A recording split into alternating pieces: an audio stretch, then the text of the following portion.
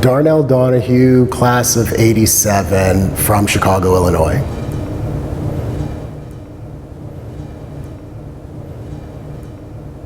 I got to Verde Valley School because growing up in Chicago, I was in a program called the ABC program, A Better Chance. It was a after-school enrichment program for kids in public schools in Chicago. And I went through that program for a couple of years, and then when it was time to go to high school, they picked me to explore the possibility of going away to a boarding school, to go to a college preparatory school. And I had a list of schools that they thought that I would be successful at getting into, and all of them were on the East Coast. And then there was this one school that was not on the East Coast, that was Verde Valley School. And I got the brochure, and I looked at the pictures and saw the red rocks, the hippies, and what I thought was going to be good weather. And so I was like, that's it, that's the school I want to go to. Yeah. And you know, did the application process, interview process, and got in, and was very psyched to get in.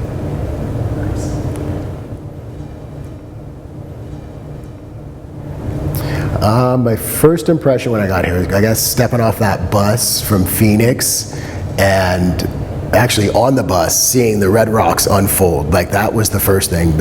My first impression was that the pictures didn't do it justice, number one. Like, you know, you can look at the pictures and you don't realize that it looks the way that it looks, but it also has a feeling about it. And so I definitely remember the feeling that I experienced, and it was kind of a little bit overwhelming, the combination of now knowing I'm away from home and kind of feeling like I was going to be on my own for a while, but then seeing actually for the first time the place that I was going to be, and it being this place, it was pretty awesome. And it was scary, but it wasn't sort of debilitating. It was like, okay, I'm totally scared that I'm doing this and I'm doing this here, but I think it's going to be fun.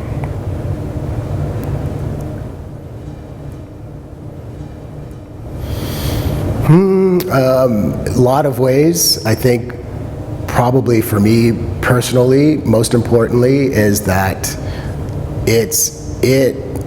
when I was here, it allowed me at that developmental stage to really sort of figure out who I was, or who I thought I was, in a way that I probably wouldn't have if I stayed in the city of Chicago and grew up in a very urban environment, had continued to grow up in an urban environment. And so coming here and having the outdoors experiences, the experiences of having to deal with people in close quarters on a daily basis, like, you know, have 100 of your peers that you have to interact with and deal with, you know, morning, noon, and night for 3 years that I was here.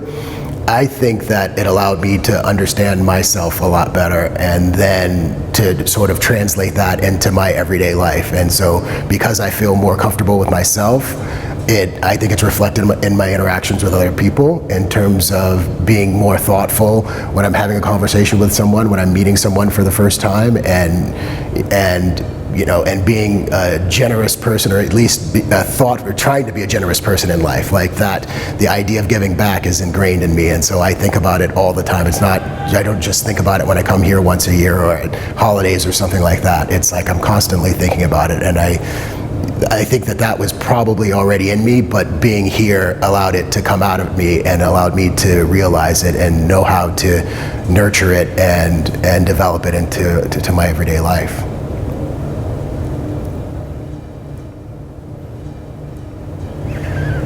It's a great question.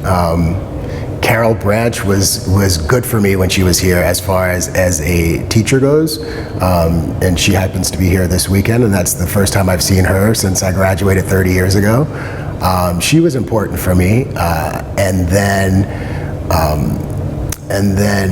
I think from a student standpoint, like one of my peers probably, is my friend Steve Uribe, who graduated the year before I did, and he went to college at Pitzer College in California, and I followed him there, and we've been friends since then, and we've typically lived in the same city since then. We've been roommates and friends the whole time, and he is the person that when I have to make a big decision in life, I go to him and seek his counsel, and usually rely on that as the most important counsel.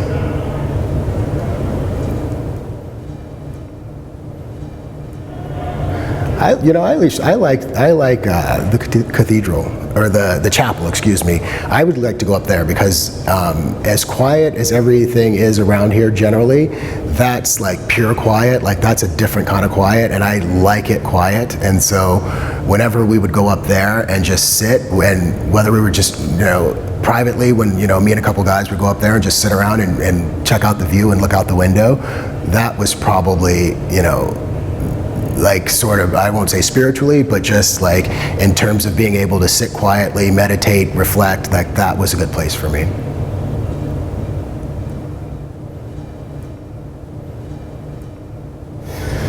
Went to Mexico, went to Hermosillo, Mexico, and stayed with a family. I went to Yosemite on the skiing trip, and I went on a trip that I don't know if it even still exists. It was called Southwest Roving, and so we sort of circumnavigated the Four Corners region in a van for 2 weeks, and that was pretty cool. Yeah. Wanted to go live with a family in Mexico for a couple of weeks. That's priceless. You don't get to do that pretty much anywhere, to be that age and to be dropped off at the house or the home of strangers who are going to take care of you whether you believe it or not, and they're going to help you make this into a good experience. That's great, and actually makes me like, I've often thought about taking in students like that. It's like, and I never would have that thought unless I had done it myself, and then Yosemite was a trip that I didn't even sign up for. I didn't choose it, it chose me, and that was a great trip. That's a great experience. Not many people can say that I went snow camping for 12 days in the Sierras, as a teenager, and totally survived, and like looking back on it, it was no big deal, even though in the middle of it, it felt like the worst thing that ever happened to me in my life. But when you look back on it, it's like that was one of the greatest things that ever happened to me in my life, and nowhere else would you have that experience.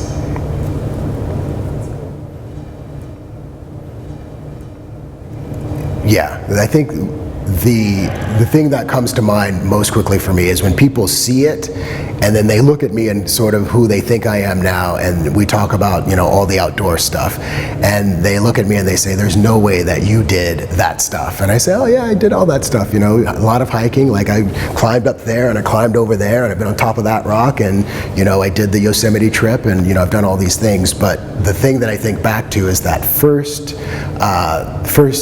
orientation hike when the first time we went hiking, day one of the hiking, and then I get on this ledge, and it looks like the steepest, most deadliest ledge I've ever seen in my life, and my knees are shaking as I'm walking. Every step, my knees are shaking, and I remember Sean Owen looks back at me and he goes, Darnell, don't worry, it's gonna be fine, just keep walking, don't look down, just keep walking.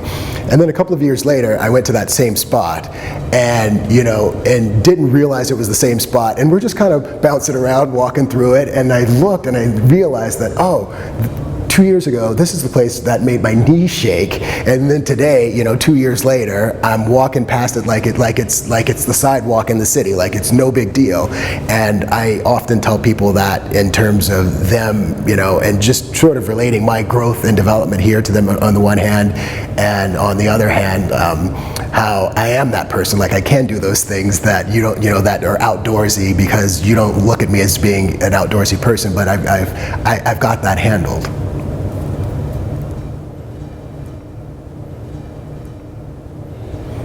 I would say to myself, embrace it, live every day of it. Don't worry when things aren't going your way, because it's going to straighten itself out in the long run. So just absolutely enjoy every day that you're here, because now I know that life is short, this being our 30th, and I know the importance of embracing every day, and that's what I would absolutely tell myself.